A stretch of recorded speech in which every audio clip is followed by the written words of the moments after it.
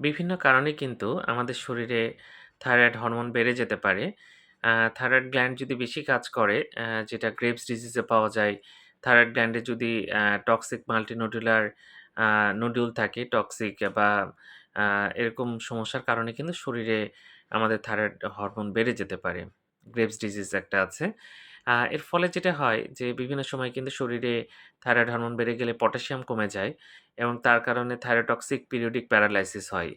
দেখা যাচ্ছে যে মাঝে, মাঝে শরীর অবশ হয়ে যাচ্ছে এবং হাঁটাচলা করতে সমস্যা হচ্ছে এবং দেখা যাচ্ছে যে বসা থেকে উঠে দাঁড়াতে সমস্যা হচ্ছে, বিভিন্ন কাজ করতে অসুবিধা হচ্ছে। থাইরোটক্সিকোসিস সাধারণত মেয়েদের বেশি হয়। তবে আ এই সমস্যাটা আবার কিন্তু ছেলেদের বেশি হয়। Thyrotoxic periodic paralysis. কিন্তু এমনি থাইরোটক্সিকোসিস যেটা থাইরয়েড গ্ল্যান্ড বেড়ে যাওয়া, এই রোগটা কিন্তু মেয়েদের মধ্যে বেশি হয়। কিন্তু থাইরোটক্সিক পিরিয়ডিক প্যারালাইসিস আবার ছেলেদের মধ্যে বেশি হয়।